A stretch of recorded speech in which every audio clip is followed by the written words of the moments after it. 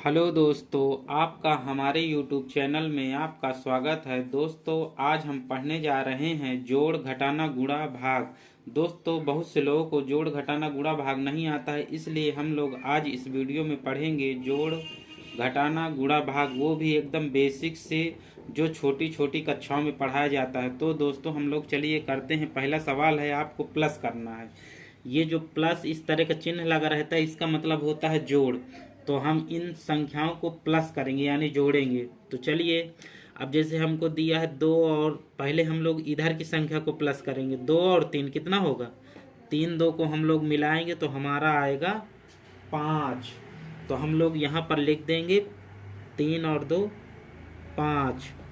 इसके बाद इसको प्लस करना है, ये सामने सामने की संख्या को, तो 5 और 2 7 हो जाएगा। तो दोस्तों, यही हमारा आंसर हो जाएगा, यानी इसका आंसर आ गया 75।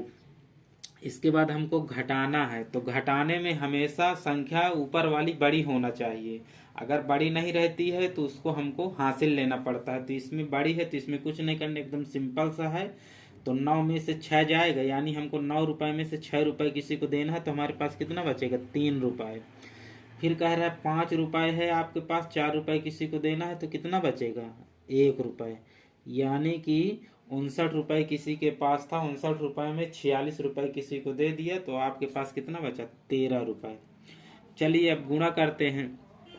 गुणा करने में क्या होता है कि ये जो संख्या नीचे वाली रहती, इसको ऊपर जितनी संख्या रहती उनमें सब में इसको टेबल पढ़ा जाता है। तो चलिए हम लोग पढ़ते हैं। जैसे 2 का टेबल ये 2 दिया है ना, तो 2 का टेबल 4 बार पढ़ना है। चाहे 4 को 2 बार पढ़ लीजिए, चाहे 2 को 4 बार। तो हमेशा नियम यही कहता है कि इस जो यहाँ पर संख्या रहती है इसी को आप पढ़िए और इसी से आप लोग करिए, तो आप जल्दी सीखेंगे। तो 2 का टेबल 4 बार पढ़ेंगे तो कितना होगा? 2 का 2, 2 दूना 4, 2 तिहाई 6, 2 चार को 8। तो आपका आ जाएगा यहाँ पर 8। अब इस 2 का टेबल पढ़ना हमको 3 बार, तो 3 बार पढ़ेंगे तो कितना आएगा? 2 का 2, 2 दूना 4, 2 तिहाई 6, यानी कि 34, यानी 34 को 2 से मल्टीप्लाई किया जाए तो कितना आएगा? 68 आएगा। चलिए अब हम लोग देखते हैं भाग करना। अब भाग भी आपको सिखाते हैं। भाग कैसे किया जाता है? भाग का मतलब होता है कि डिवाइड करना।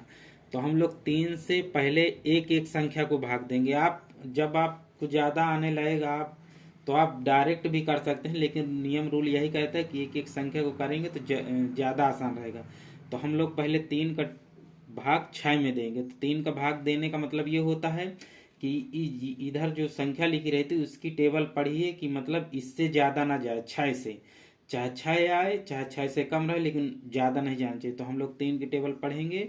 3 का 3, 3 दूनी 6, यानी कि हमको 6 कै बार में मिल जा रहा है? 2 बार में। तो हम लोग यहाँ पर 2 लिख देंगे।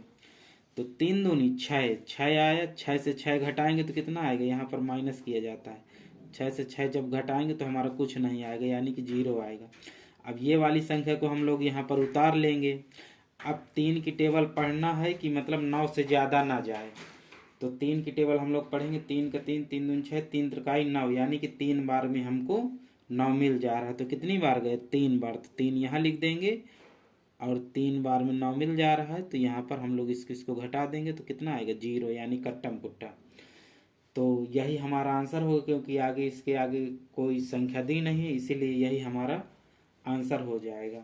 यानी हमारा आंसर कितना आया? हमारा आंसर आया 23।